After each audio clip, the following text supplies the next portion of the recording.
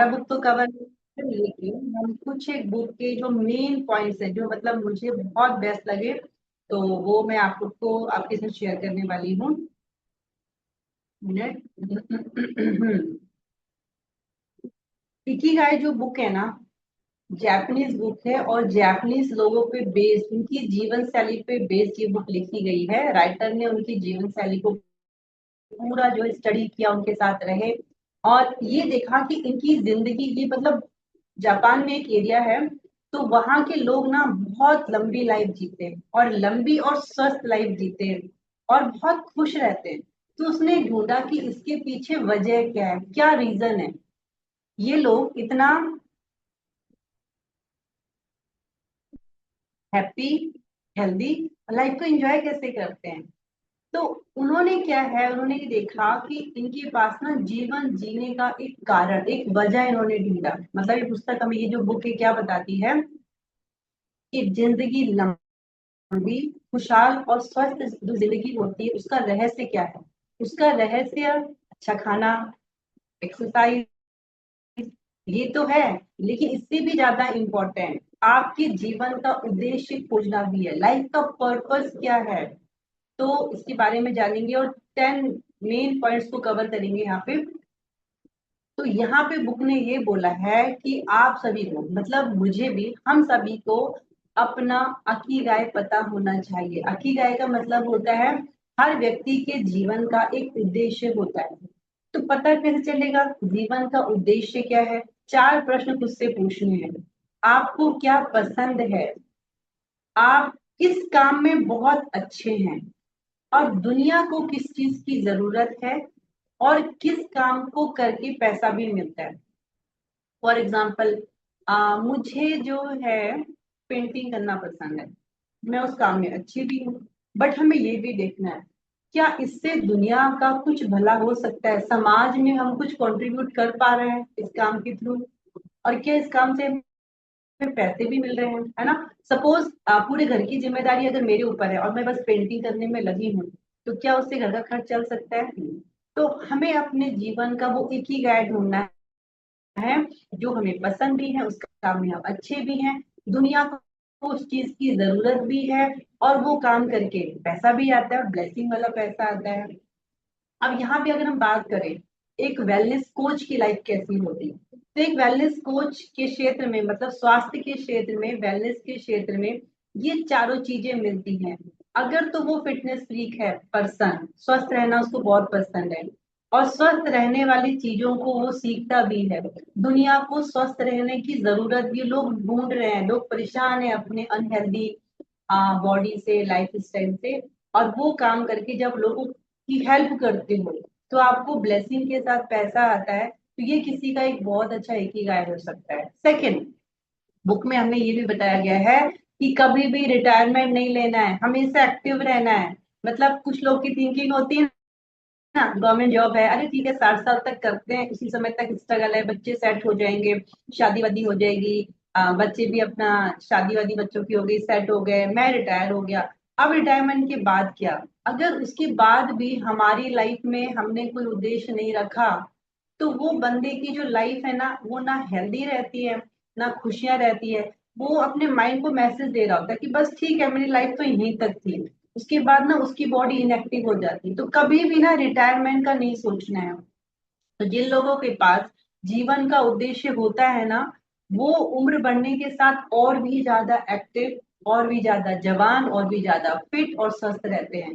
तो काम केवल पैसा कमाने के लिए नहीं, बल्कि जीवन में एक मीनिंग लाने के लिए भी होना चाहिए। मतलब रिटायरमेंट की बजाय जीवन भर कुछ ना कुछ सीखते और करते रहना चाहिए। जैसे कि कुछ हाउस वाइफ, होम मेकर होती हैं, उनके लाइफ में क्या होता है, जब वो अनमैरिड थे, माँ बाप की सेवा करी, सासू ससुर की सेवा करी, बच्चे बड़े किए, हस्बैंड का ध्यान रखा, सबका ध्यान रखा, और फिर वो अपने आप को मैसेज देते हैं बस ठीक है, अब तो जिम्मेदारी पूरी होगी, अब तो बहू वगैरह आएंगी, बेटी की शादी हो गई, बस अब मेरा क्या है, 50-60 साल की लाइफ के बाद अब क्या है, बस भगवान का भजन करेंगे। उसके बाद भी लाइफ होती है, तो हमेशा कुछ ना कुछ सीखते रहना और करते रहना।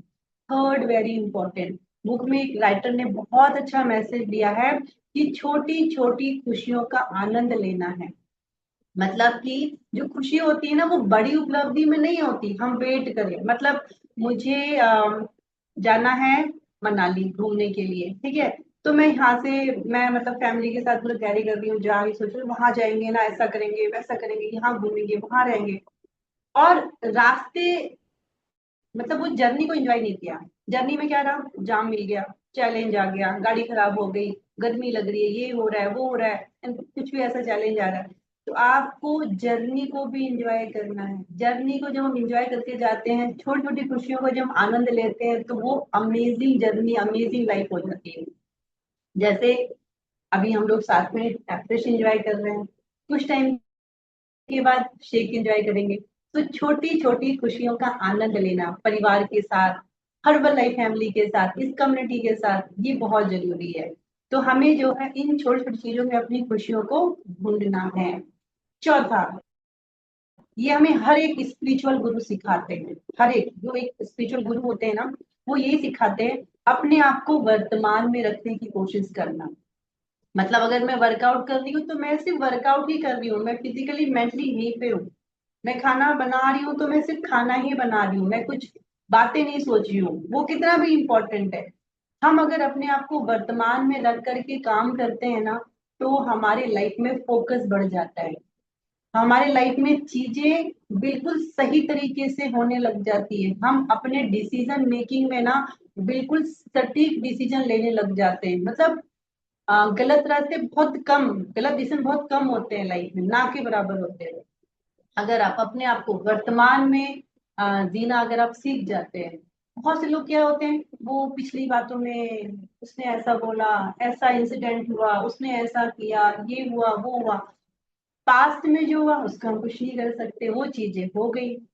या कुछ लोग क्या होते हैं, भविष्य की चिंता करते हैं, पता नहीं क्या होगा, मेरा बेटा तो बहुत नालायक है, पढ़ता ही नहीं है, पता नहीं इसका क्या होगा उसका क्या होगा।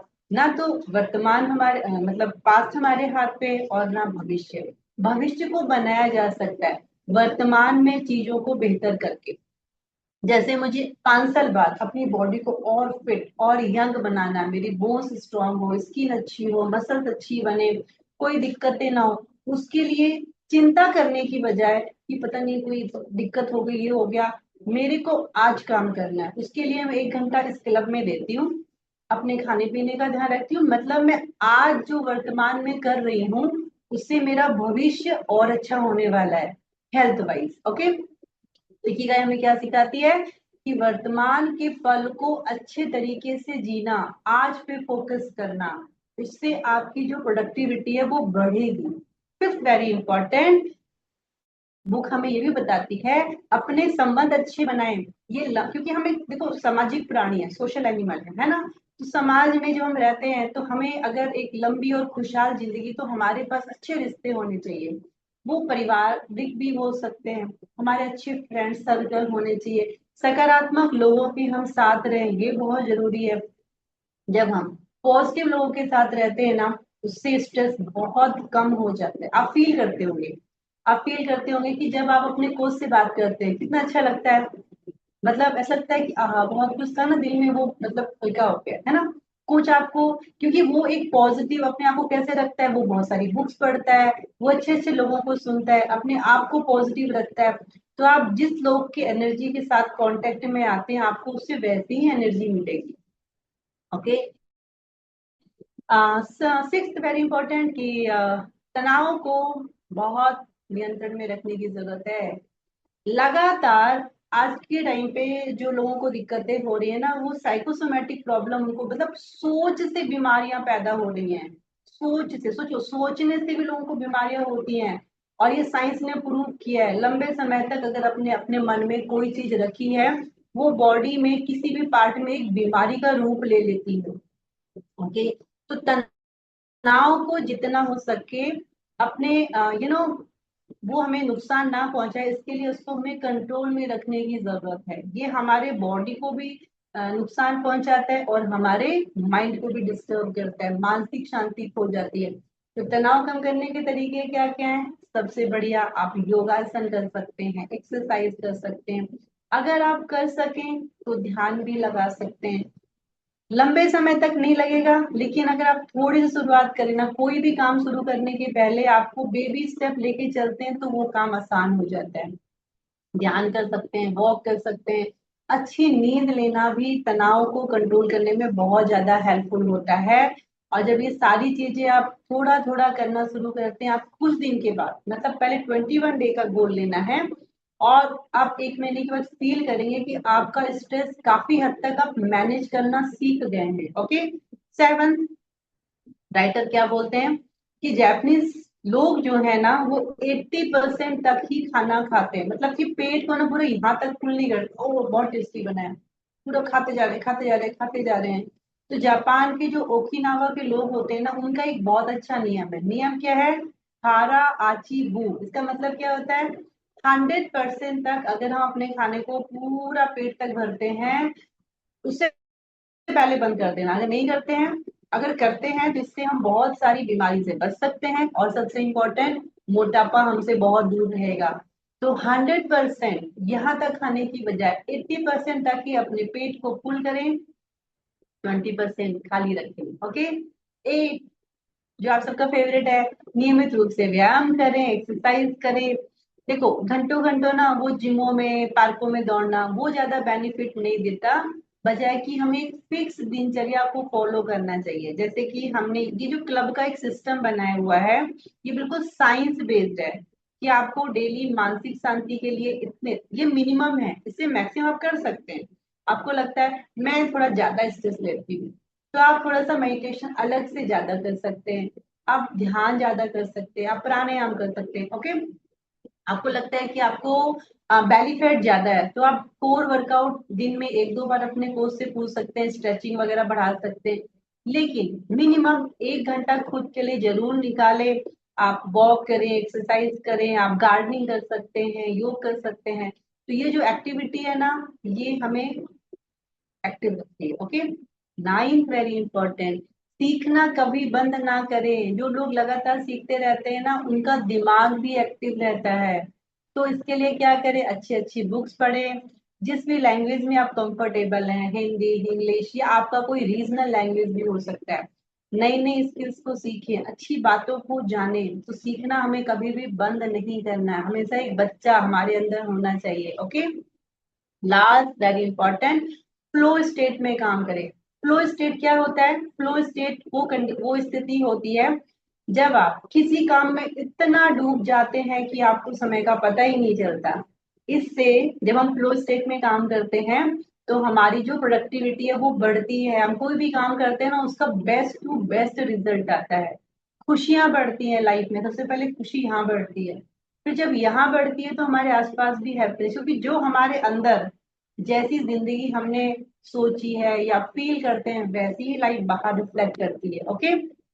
और फ्लो स्टेट में काम करने से तनाव भी बहुत कम होता है। तो हर दिन ना कुछ समय अपने पसंदीदा काम में जरूर बिताएं। तो अकीगाय बुक का सबसे बड़ा एक मैसेज राइटर ने ये दिया है कि जीवन का उद्देश्य खोजो, एक्टिव रहो, सक्रिय रहो, अपनी बॉडी को एक्टिव मोड में रखना है। तो जब ये सारा करेंगे तो स्वस्थ रहेंगे, हेल्दी रहेंगे। जब हम स्वस्थ रहेंगे, हेल्दी रहेंगे, मानसिक और शारीरिक रूप से, तो लोगों से हमारे रिश्ते भी बहुत अच्छे होंगे, क्योंकि लोग ना उनसे ही कांटेक्ट करना पसंद करते हैं जिनके पास खुशियां बांटने के लिए होता है। दुख सुनने के लिए कोई नहीं आता, उनके पास अपने ही बड़े दुख हैं, है ना। तो स्वस्थ रहते हैं तो रिश्ते अच्छे बनते हैं। और हर दिन हमें छोटी छोटी खुशियों का आनंद भी लेना है। तो जिस व्यक्ति के पास जीने का एक कारण होता है ना, वो लगभग हर परिस्थिति को सहन कर सकता है, और उससे अपने आप को बाहर भी निकाल सकता है। आई रिकमेंड, स्ट्रांगली रिकमेंड, कि आप इकिगाई बुक को जरूर आज ही जाएं, परचेज करें, घर में लाएं, बढ़िया सा एफ्रेश बनाएं और उसको पढ़ना शुरू करें। ज्यादा नहीं होगा, डेली का 1 पेज पढ़ सकते हैं, बेबी स्टेप लेके चल रहा है। ठीक है। So thank you so much. और ऐसे ऐसे करके हम डेली, अब देखो, बहुत सारा चमत्कार एक साथ नहीं होगा, लेकिन 1% इम्प्रूवमेंट करेंगे तो 365 डेज में सोचो कितना इम्प्रूवमेंट करोगे। मैथ्स आती है? तभी बोलिए हाँ आती है। एक दिन में 1%, 30 दिन में कितने परसेंट, और एक साल में कितने परसेंट। अच्छा, ये तो था मेरे दिल की बात, है ना। अब आपकी दिल की बात आप बताओगे। अगर आपके यहाँ पे बहुत सारा हैप्पीनेस है और आपको आज का सेशन अच्छा लगा, तो आप हैंडल्स करो, आगे आओ और बताओ कि मैम यस, आज से मैं अपनी लाइफ को चेंज करने वाली हूँ, अपने आप को वर्तमान में रखने की कोशिश करूंगी, जो भूतकाल में पास्ट में हो गया उसको छोड़ दो, और ना मैं भविष्य की चिंता करने वाली हूँ, मेरे हाथ पे नहीं है। कान्हा जी ने क्या बोला है, कर्म करो, फल की चिंता मत करो। वजन नहीं जा रहा है, इंचेस नहीं जा रहे, अरे कर्म तो करो। 10 साल में कैसे कैसे कर्म करे थे, भूल गए वो समोसे, चाय के साथ बिस्किट, रस, और दोस्तों के साथ पार्टी, मैम कंट्रोल नहीं होता फास्ट फूड, वो सारा बॉडी के सेल्स में अभी है, उसको जाने में टाइम लगेगा, तो पेशेंस रखना है। और दिल की बात जरूर बोलना है, इससे आपका आत्मविश्वास बढ़ता है, इससे आप कॉन्फिडेंट बनते हैं, आपका ओवरऑल पर्सनैलिटी इंप्रूवमेंट होता है। तो गाइस बोलो, बोलना सीखो। तो चलो मिलते हैं भावना जी से। भावना जी गुड मॉर्निंग, कैसे हैं आप। हम्म, नेटवर्क चैलेंज, अनम्यूट करेंगे तो आपकी दिल की बात यहाँ तक आएगी। यस, वेरी गुड मॉर्निंग, कैसे हैं आप। Ma'am, I am good.